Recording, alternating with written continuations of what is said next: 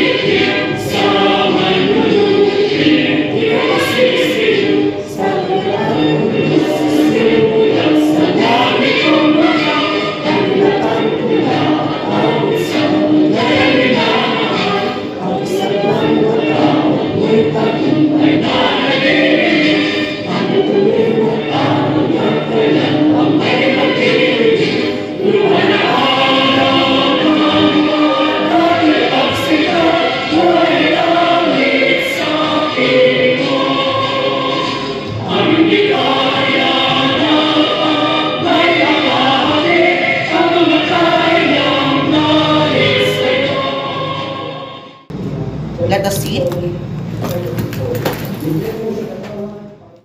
Let us now proceed to the roll call. Please say present if your name called. Honorable Angelo Fiel, the Barangay Treasurer. Present. Honorable Lemuel Kadungon, the Committee on Infrastructure. Present. Honorable Yufi Verhel Dian, Committee on Health. Present. Honorable Ramil Pandog, the Committee on Disaster Preparedness. Present. Honorable Jo Marie Panogalino, the Committee on Education. Present. Honorable Cheller John Tilane, the SK Chairperson. Present. Ma'am Aika Paman, the Community Representative for Senior Citizen. Present. Ms. Neil Rose Milay, Community Representative for Youth. Present. Honorable Bernabella Bakyal, the Barangay Health Worker. Present. Honorable Fiona Marie Rosilio, the representative from the SWD. Present. Honorable Marceline May Basilisco, the Committee on Environmental Concerns. Present. Mr. Chair, we have a quorum. All members and invited representatives are present. Okay. Since we have a quorum, we shall proceed. First order of business, the reading and approval of the previous minutes. Mr. Secretary, you may now distribute the papers.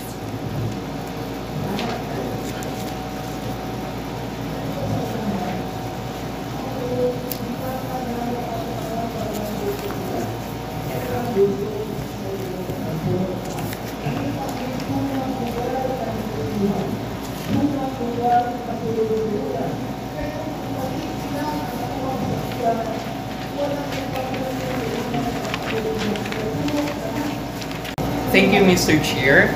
With your permission, I will now read the minutes from our previous regular session held on February 28, 2025, here in the Barangay Hall of Barangay Zone 1, Municipality of Santa Cruz, Davao del Sur.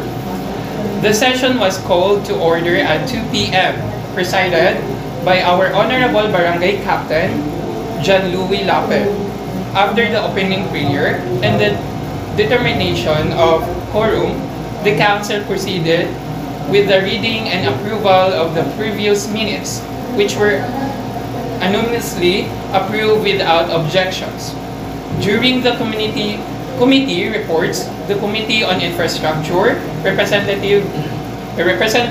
by Honorable Lemal Kadungon, reported on the ongoing road repair project along Purok 4 and Purok 5. The report highlighted that the graveling and patching of potholes have commenced, with additional materials requested due to unexpected heavy rains. The Council agreed to request additional gravel and cement from the Municipal Engineering Office, and barangay funds were partially allocated to cover labor costs. The Committee on Health, represented by Honorable Yufi Verhaldian, reported on the barangay-wide health campaign focused on preventing dengue fever and promoting proper waste disposal. The report emphasizes the need for intensified fogging operations in flood-prone areas and requested barangay support in distributing information, materials, and mosquito repellents to households. The Council resolved to collaborate with the Rural Health Unit for technical assistance and to schedule a simultaneous community clean-up drive in coordination with Purok leaders. In the other matters sections, a proposal was raised to enhance the barangay's emergency response capabilities by acquiring additional rescue equipment, including portable generators, first aid kits, and rescue ropes to better respond to flooding incidents. The proposal was referred to the Committee on Disaster Preparedness for further review. The session was adjourned at 4:15 p.m. with all matters duly recorded and approved for follow-up action. That concludes the reading of the minutes from previous session, Mr. Chair. Thank you, Mr. Chair. Thank you, Mr. Zamora. I welcome all of you for any concerns or objections. If none, may I hear a motion to approve the minutes? I move to approve the minutes as read. I second the motion. Approved. We now suspend the House rules to recognize our visitors. Mr. Chair, may we recognize Ms. Fiona Rosilio from the SWD? Okay, proceed. Thank you, Mr. Chair and Council members. I am here to announce the upcoming assistance program for indigent families affected by the recent storm. We request the barangay's cooperation for an efficient beneficiary listing. Noted, Ms. Rosilio. We will coordinate with our barangay health worker and Purok leaders for this purpose. We appreciate your continued partnerships in delivering social services to our vulnerable sectors. Rest assured, the Barangay Council will provide all necessary support for the smooth implementation of your upcoming assistance program. On it, Mr. Chair. Thank you, Mr. Chair. Let us now proceed to the committee reports. Mr. Chair, I would like to report on the delayed completion of the bridge repair in Purok 3. Heavy rains caused further soil erosion and additional materials are needed. We need supplemental funding for this project. Okay. Your update on the, thank you, Mr. Committee on the Infrastructure, Mr. Lemuel Kadumon. Your update on the delayed bridge repair in Purok 3 is duly noted. The safety and accessibility of our roads and bridges must always be a top priority, especially with the onset of the rainy season. I instruct the Barangay Treasurer to immediately review available funds for supplemental materials and ensure proper coordination with the Municipal Engineering's Office. On it, Mr. Chair. Thank you, Mr. Chair. The Treasurer Office will review available funds, but we must also coordinate with the Municipal Engineering Office. Okay. Mr. Chair, our barangay is experiencing a rise in dengue cases. To combat this, we need to intensify fogging operations and conduct more community cleanup drives. Additionally, we request an increased budget for medical supplies to ensure proper treatment and prevention. Your support in addressing this urgent health concern is highly needed, Mr. Chair. Thank you, Ms. Committee and on Health, Ms. Euphilian. This is a priority. Please coordinate with the RHU and Municipal Health Office for immediate intervention. The rising dengue cases are alarming, especially with the presence of stagnant waters in some areas. I fully support your call for intensified fogging operations and strengthened barangay cleanup drive. I ask our barangay health workers, Bernabela Bakyal, to coordinate closely with Purok leaders to ensure every household participates. This is not just a health issue. It is a community responsibility. On it, Mr. Chair. Thank you, Mr. Chair.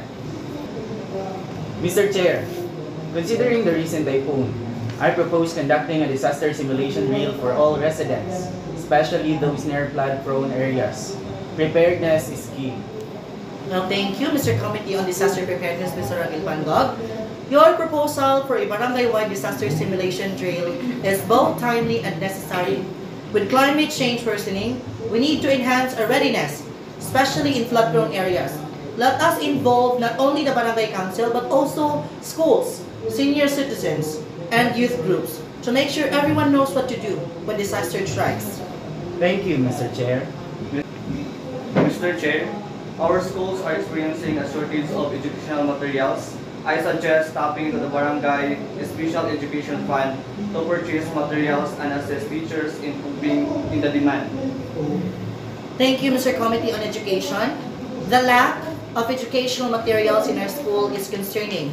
Our students deserve better, and we will explore how we can tap into the Special Education Fund or other available programs to address this shortage. Education is a pillar to our community's future, and we will not neglect it. Thank you, Mr. Chair. Mr. Chair, I would like to propose a youth leadership camp in December to help develop young leaders in the barangay, and we need funding and support from the council. Okay, that is very good, Mr. SK Chairperson Chalor Gentile. The proposed youth leadership camp is commendable. Our youth needs platforms where they can develop their skills and leadership potential. I urge the SK Council to draft a detailed plan and budget proposal so we can include it in our next session. On it, Mr. Chair. Mr. Chair, on behalf of our senior citizens, we request regular free medical checkups and priority slots in the health programs. Many of our elderly have no access to proper health care. Well, I agree with you, Miss Senior Citizenship Representative Ms. Aika Pama. Your request for regular free medical checkups is well taken. Our elderly population has given so much to this community. It's time we return the favor through accessible healthcare. I direct Ms. Yupi Verhel Dia, our Committee on Health, to create a schedule for senior citizens health caravans in partnership with the RHU and private health volunteers if necessary. On it, Mr. Chair. Thank you, Mr. Chair. Mr. Chair, I want to raise the concern of youth involvement in illegal drugs. We need more sports and livelihood programs to steer them away from vices. I propose reviving the Barangay Night Sports League. That's an excellent suggestion, Ms. Rose Melay. As our youth representative, your concern about increasing youth involvement in illegal drugs is a serious one. Prevention starts with engagement, and your proposal to revive the Barangay Night Sports League is highly commendable. I instruct the SK Council, spearheaded by Mr. Chalor Gentile, in collaboration with the Committee on Sports and Recreation, to design a well-rounded sports and talent development program to keep our youth engaged in positive activities. On it, Mr. Chair. Thank you, Mr. Chair. Mr. Chair, I would like to request additional allowance for MHWs who are overworked and undercompensated. We are frontline workers but are often overlooked. Some of us have to buy supplies out of our own pockets. Okay, that is an excellent report, Ms. Bernabella, to our barangay health workers. Your appeal for increased allowance and support is valid and long overdue. As frontliners, you deserve not only fair compensation but also the tools necessary to do your job effectively. I direct the Barangay Treasurer, Mr. Angelo Anfiel, and the Committee on Health, Ms. Yufidian, to review the barangay budget to see how we can increase your support and improve your working conditions. On it, Mr. Chair. Thank you, Mr. Chair. Mr. Chair, illegal dumping is worsening in Purok City. I propose stricter penalties and barangay-wide environmental education campaigns. And we should also conduct replanting activities to mitigate flooding. Well, that is an excellent report, an excellent concern, Ms. Marcela Basilisco. As our Committee on Environment concerns, the illegal dumping in Purok 5 is unacceptable. Our environment is our shared responsibility, and I fully support your call for stricter penalties and community education campaigns. I also like the idea of tree planting activities. Not only it will beautify our community, but it will also help reduce flooding and soil erosion. Please draft a comprehensive environmental action plan for presentation in our next session. On it, Mr. Chair. With all these concerns placed on the table, I instruct the Barangay Secretary, Mr. Von Hensriel Zamora, to officially document every single proposal, request, and recommendation raised today. I further instruct the Committee on Rules and Procedures to schedule special sessions dedicated to discussing each of these matters in depth so that concrete solutions can be developed. However, for the immediate period of time, our top priorities will be health, disaster preparedness, and infrastructure, as these are the most urgent and directly affect the safety and well-being of our residents. Thank you, Mr. Chair. Let us move forward with unity and purpose, keeping the welfare of every resident of Barangay Zone 1 at the heart of our decisions. Thank you. Thank you, Mr. Chair. Before we adjourn, are there any urgent concerns? Mr. Chair, we received a petition from farmers in Purok 7 requesting immediate assistance due to crop damage caused by floods. They seek seeds, fertilizers, and cash assistance. Okay, this is urgent. I instruct the Committee on Agriculture to coordinate with the Municipal Agriculture's Office to assess the damage and facilitate immediate aid. Thank you, Mr. Chair. So if there are any other further matters, may I hear a motion to adjourn? I move to adjourn the session. I second the motion. This session is now adjourned. Thank you, everyone.